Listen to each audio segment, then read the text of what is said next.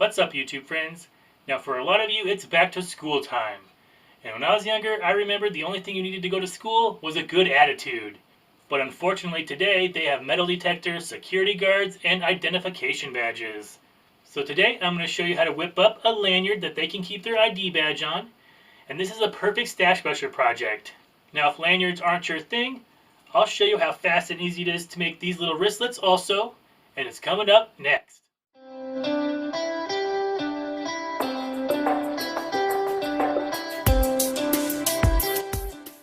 So the things you're going to need to make this lanyard or wristlet are a strip of fabric that measures 2.5 inches wide.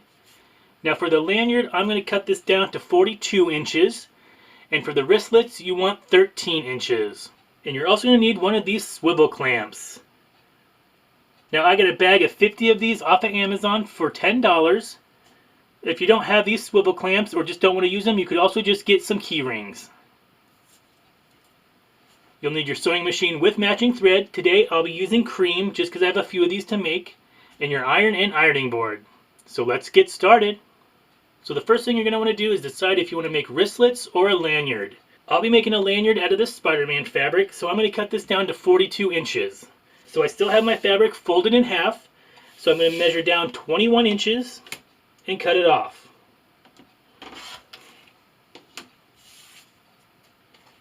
Now I'm a pretty big boy, as you can tell, so I'd like to have these at 42 inches. But if you're making these for a child or a smaller person, you want to cut these anywhere between 40 and 42. Now if you're making the wristlet, you want to cut this anywhere between 13 inches long and 15 inches long. This is actually one I made yesterday, and I used the 13 inches, and I have big hands, so I wish it was a little bit bigger.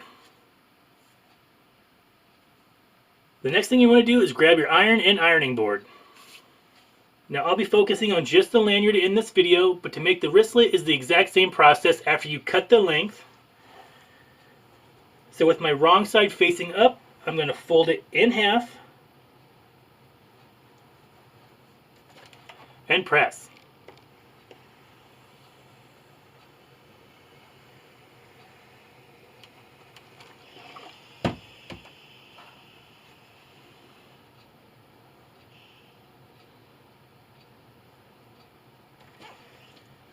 And I'm going to do that the entire length of my strip.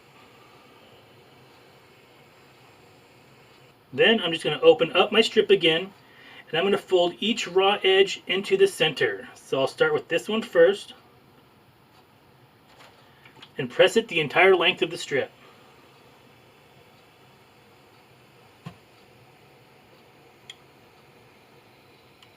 When the bottom side's done, I'm going to come back and I'm going to do the same thing at the top.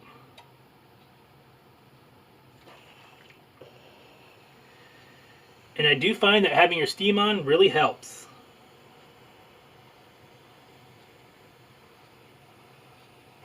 Now finally, I'm just going to refold it back on our original press line and give it a press.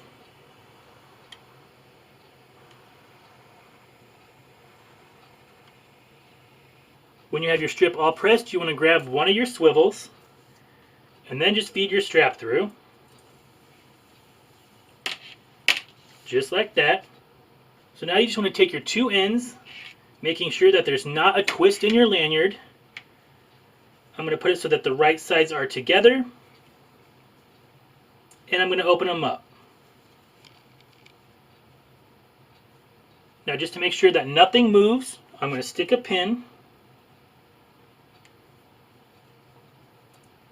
And now I'm just going to take this over to my sewing machine, and using a 1/4 inch seam allowance, I'm going to backstitch at the beginning, and I'm going to sew right across, backstitching at the end.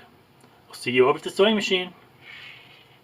Alright, so I'm over here on my sewing machine. Today I'll be using a straight stitch, and my length is a 2.5.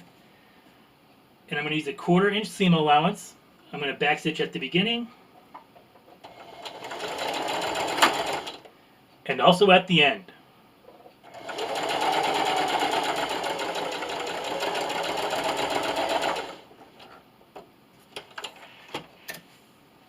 So now I'm just going to open this up,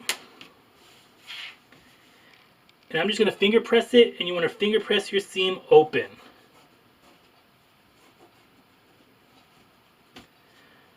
So now I'm just going to refold in the sides, fold it over again, and then just hit this with your iron just to make sure everything's laying nice and flat. Now I'm just going to take this back over to my sewing machine, and I'm going to top stitch with an 1/8 inch seam allowance.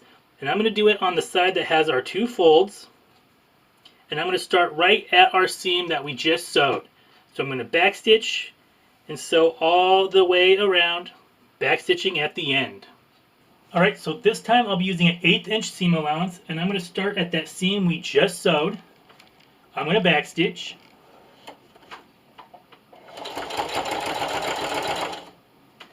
And then I'm going to sew all the way around my lanyard, back stitching at the end. What I like to do is take my 2 fingers, I'm going to take my middle finger and I'm going to butt it up against the side here. And my pointer finger is just going to run along the top. Now my other 2 fingers are going to do the same thing but on the other side. That way the machine does all the work and my fabric stays pretty straight.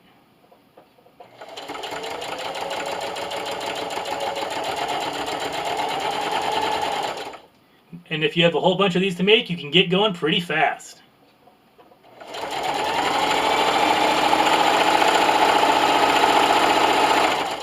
So I'm coming up to my end and I'm going to backstitch.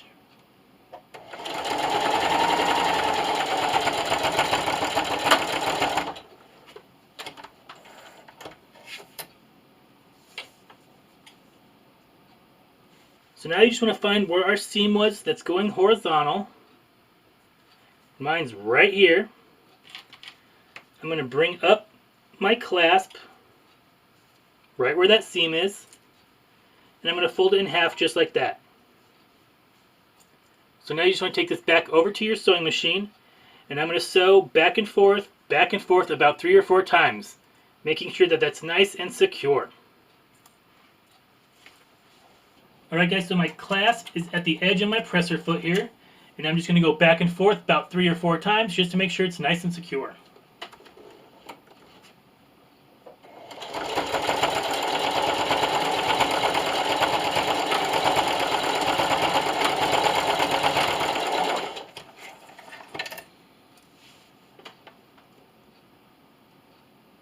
And just that fast and easy, your lanyard is done.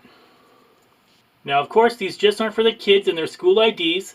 You could use these at work if you have a badge or a key card, or just use them for your keys. When I was younger, I remember that these used to be the trend, but we didn't use them around our necks. We always put our keys on them and had it hanging out our pockets. The things we thought were cool back in the day.